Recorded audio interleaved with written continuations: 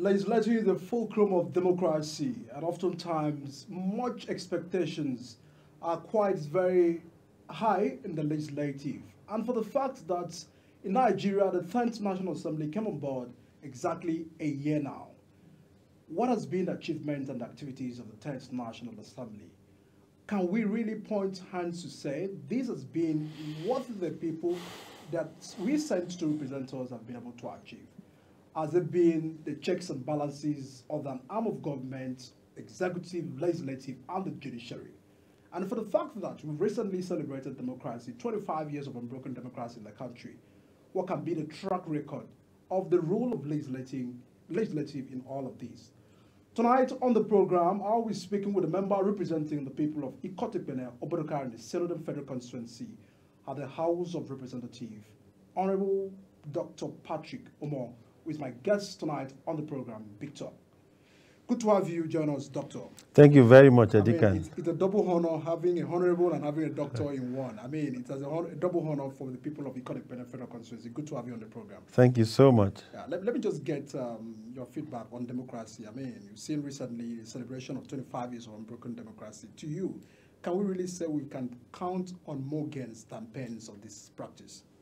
Well, first and foremost, I'm happy to be here to speak to Nigerians after 1 year in office as the member representing Ikotipene Obodokar Federal Constituency.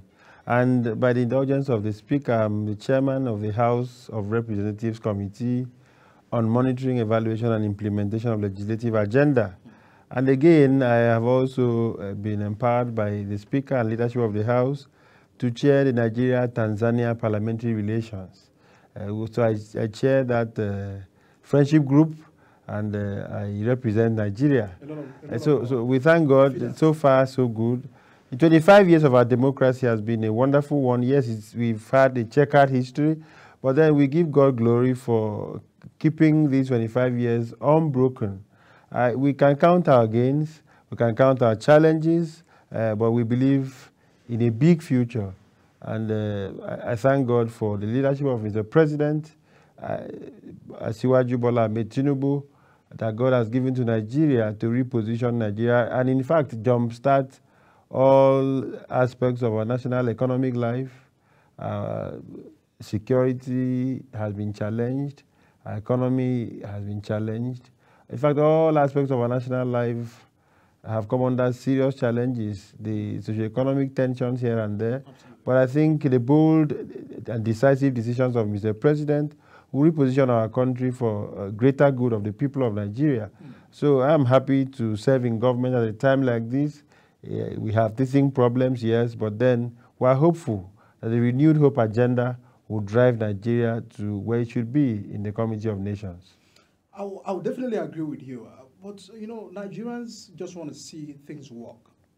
The people that voted into office have an expectation for you to be able to also drive laws that may be able to get good lives for Nigeria.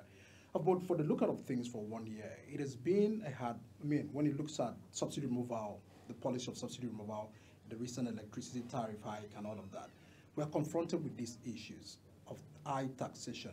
To your assessment, how can we be able to marry all of these? Because I understand that it means to generate funds for the federal government covers and all of these. But in a bit to getting to know the reality of Nigeria, the pains and the struggles of many Nigerians' families today, how can you really assess the enactment of these policies and the impact on Nigerian people?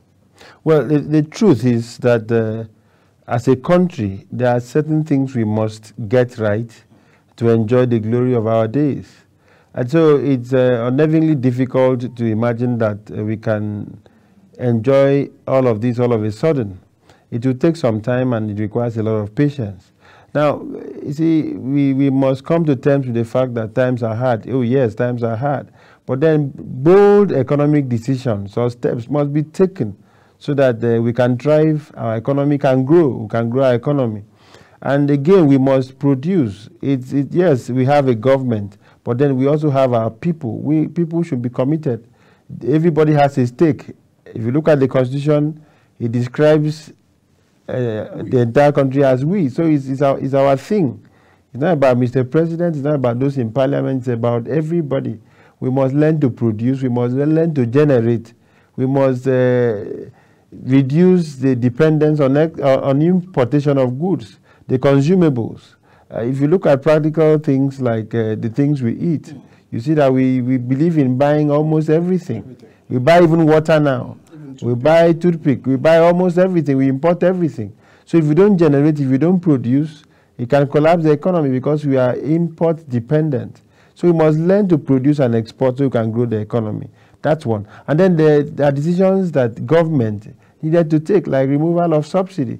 That is to make our economy very independent. Yes, we gained independence many years ago, but were we independent in terms of economic scale of preference? No, we were not. So for me, removal of subsidy and even the way Mr. President has managed the post-subsidy removal regime is also commendable. I think in a few years, these records will be straight and Nigerians will begin to enjoy. So for me, we need to be patient with Mr. President, in fact, with the leadership of our country. And then we must also work hard. We must go back to farming. It is also very important, not just for subsistence, but at commercial scale. And then those doing businesses, small, medium-scale businesses, should also put in their very best efforts so that the country can thrive in terms of economic growth. So we have a lot more people we have to be committed to, and that's the point. So it's not just about the drivers, but it's also about us. What expectations do we have? What expectations do we have of ourselves? What can we do for our country? We have very conscientious human beings who are members at the National Assembly. And I can tell you we are doing our very best to make laws that can improve all sectors of our economy, ranging from national security to economic diversification, to inclusion in government, to green economy, blue economy, and even digital economy. So we are looking at all areas. I speak because I'm chairman of the Legislative Agenda, and I know the commitment of the 10th House of Representatives, led by His Excellency Tajuddin Abbas, PhD. So we are doing our very best. And in the Senate, His Excellency Senator Godswill Akpabio is doing his best too. And so the collaboration is very impactful. So I can assure you that in no distant time, our country will be repositioned for good. I mean, you're talking of collaboration. Let me take your mind to the fact that many Nigerians may seem to look at the collaboration with the executive and the legislative to be issue where they've captured rubber stamp. So we need these. Do we really need these practice for us to be able to drive development? Or it has been an issue where the ruling party get to sit somebody in the executive and they get to marry the legislative. And sometimes it drives policies that maybe somehow hard on Nigerians. Talk about the collaboration. Talk about that allegations of Robert stamped legislative. Well, at some point in our lives, we must be real. Collaboration is effective because it will bring greater good to the people. The dividends of democracy will be enjoyed by all and sundry. And but if we start to fight, we may achieve little or nothing throughout the 4 years. So collaboration is key. That doesn't mean that we are not constructive in our jobs, particularly in oversighting the executive. That we do. The primary responsibility of parliamentarians is first to make laws, then two, to engage in oversight, and then third, the obligation of representation. And that is what we are doing. Now, it's not about being rubber stamp. It is easier to criticize. But for me, the collaboration is necessary, is key.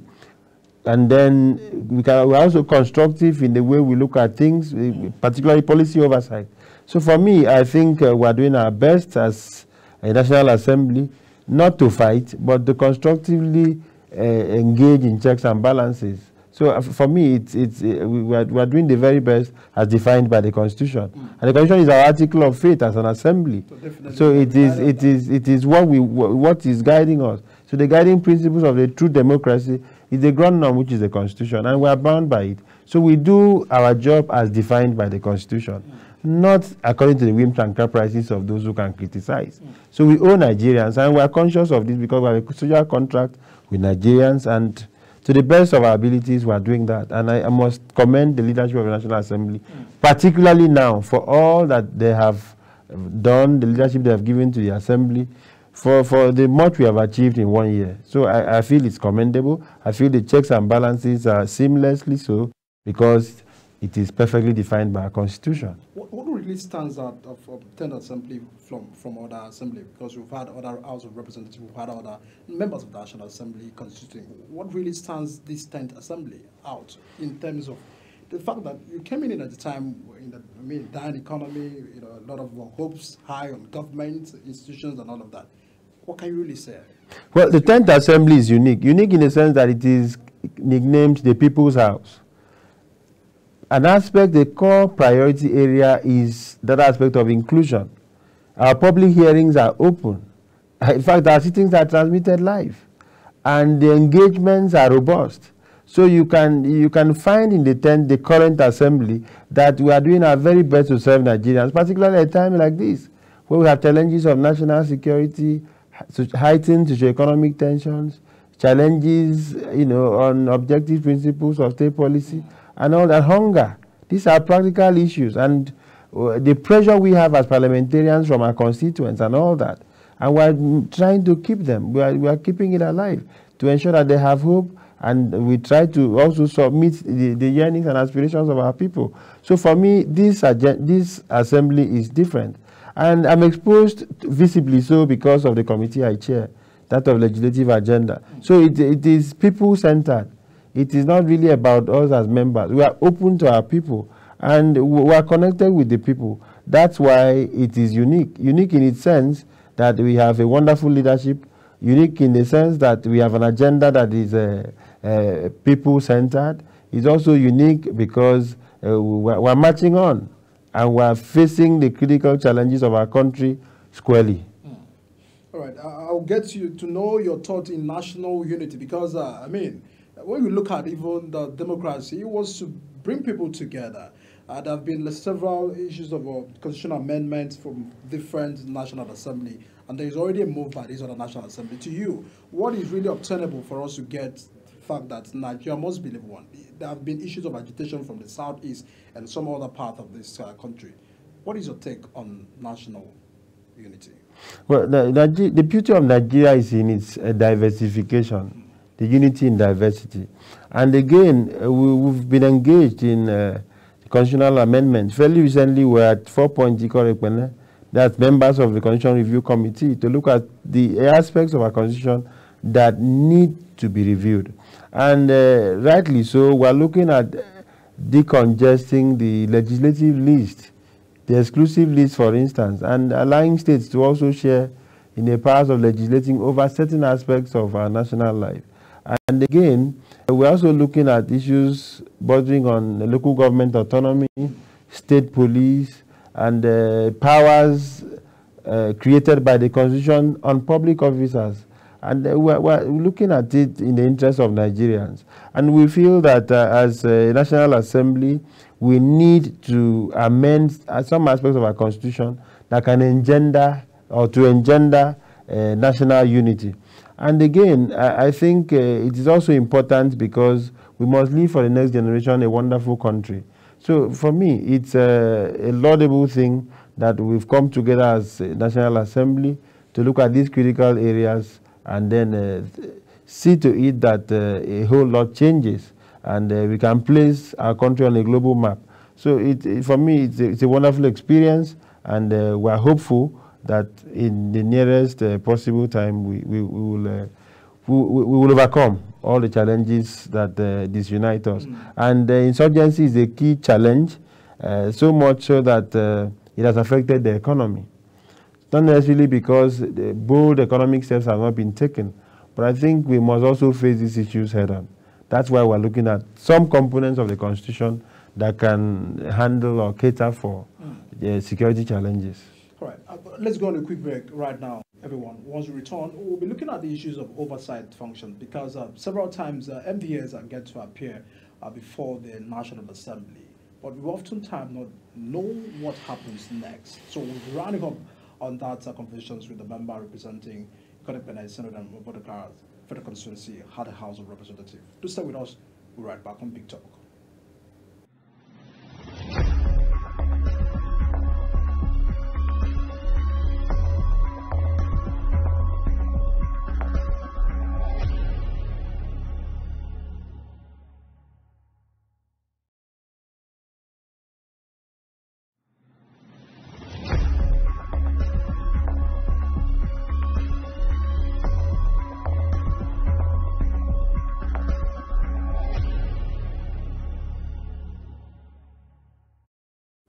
How many times for still stay with us on the program Big Talk? And of course, I'm still having representing Ikotepenel, Bodokard, and the Senate Federal Constituency here at the House of Representatives in Abuja.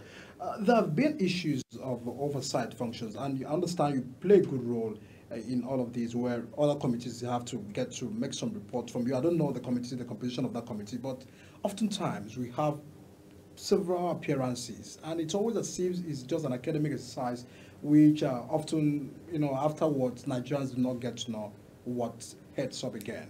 To you, how do we get to implement some of the resolutions that is always coming out from this committee to getting the confidence of Nigerians on the activities of the National Assembly? Well, rightly so. The National Assembly exists to perform its function of oversight. And as a member, I can have done so much in terms of oversight, policy oversight, and some other aspects of oversighting ministries, departments, and agencies of government. So it is not hypothetical that we do this. It is that we serve to guarantee that a lot of all that are promised Nigerians by the executive are indeed implemented. Committee, for instance, and oversight. And I also know how much we have committed in terms of service to our country. I also am a member of other committees of the House, and just last week we went on oversight, a committee on housing, and it was amazing. So our contributions are laudable. We do these things to reposition our country. We do these things to serve our country. We do these things because this is what we promised Nigerians. So it's not hypothetical as orchestrated by people across government. People seem to say the odds to dampen the credibility of the National Assembly. But I can testify that the 10th House of Representatives has been very conscientious in oversight functions, and we have done correct some anomalies in departments and agencies of government. And many other committees that I'm part of, I've done oversight. Many of the committees, are about 9 committees I'm part of, and I know that we've contributed. Look at the budget performance gaps. Without a National Assembly, people will not be held accountable. So I know I was part of the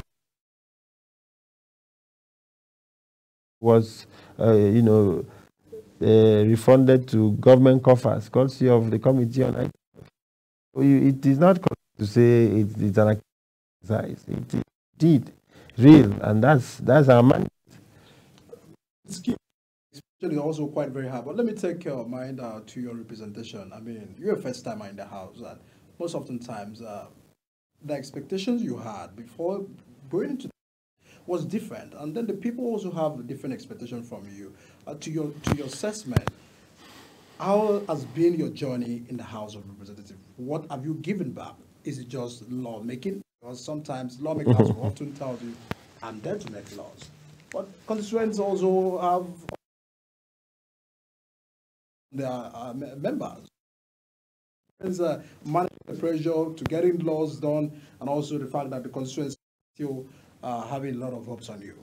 The expectations are quite high. First, in like I said earlier, the core obligation of a member of parliament is first to make laws, and the second, indeed, is oversight, and the third is that aspect of representation. And put all these together, you have to say. For me, in the aspect of lawmaking, I've contributed to 14 bills between 13th of June 2023 to 13th of June 2024. I've done 14 bills, many of which have gone beyond second reading. And in terms of motions, those ones are uncountable. And petitions, of course, those ones emanate from the constituents themselves. I have laid several petitions, and many of which have been addressed. So for me, in that aspect, I wouldn't judge myself. No one is a judge in his case, but my conscience is clear that I have given back as I promised. And then in the aspect of oversight, of course, I've just spoken about that, and we engage, and the engagement is robust to ensure that the ministries, departments, and agencies of government that come under our committees respectively are properly oversighted. That's what we do, and again, I can't judge myself, but the records are clear. Again, in the aspect of representation, my paid in public institutions, and it was based, and we paid. And additionally, I gave books out, free books, to assist those students to be up to date in schools. We were able to engage directly with stakeholders. I was able to meet with the stakeholders across the 3 local government areas respectively, first in the appreciation of what they did for me to even get the seat that I seek to represent them. So I went, I taught the 3 local government areas. Of course, I did. And then beyond that too, I sent about 40 people for training, and they were given starter packs of 100,000 naira. That was cocoa planting.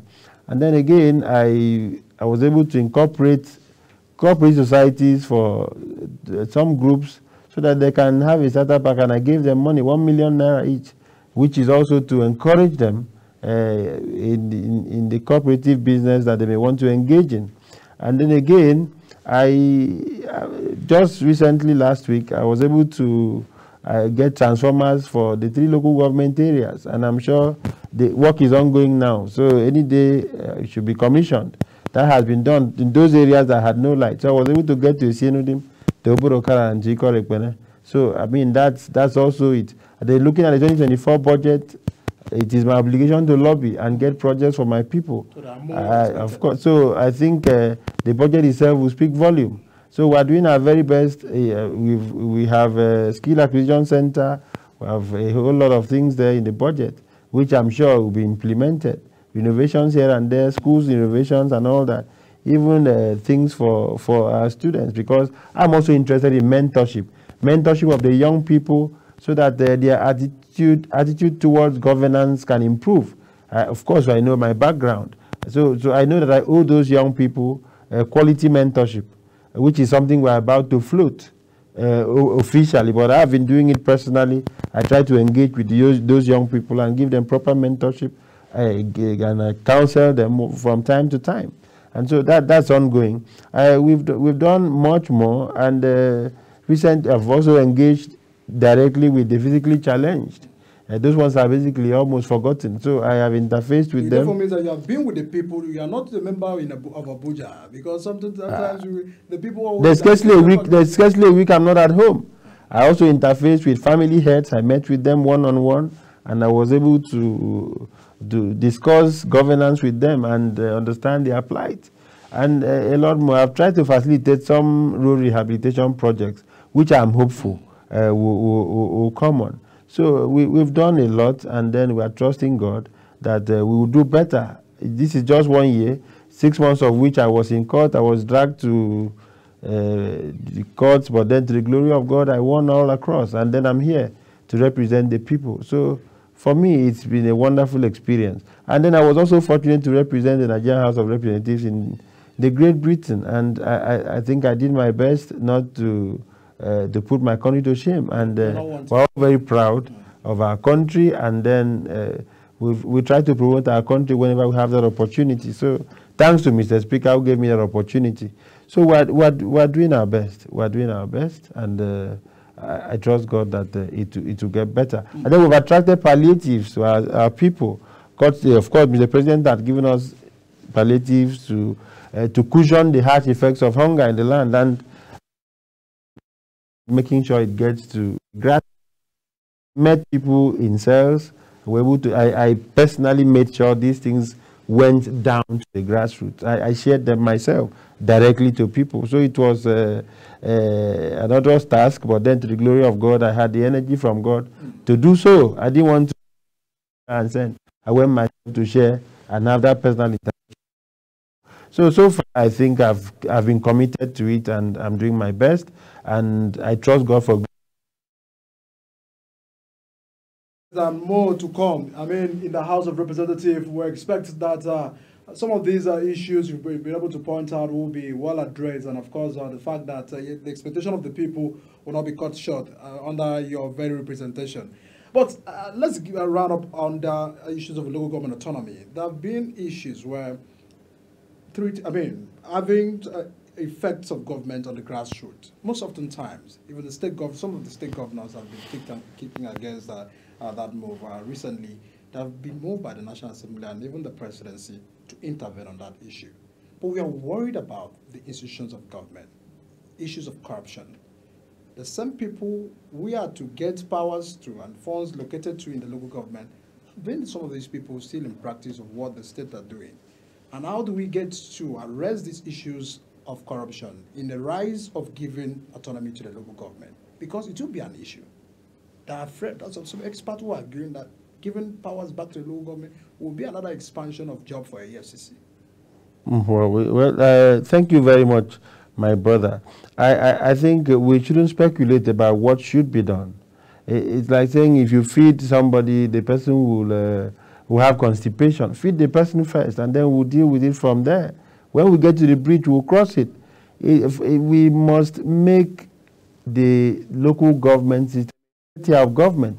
That's in effect is what the constitutional review is about as well. So we must look at that. It's critical. That's the closest government to the people of Nigeria.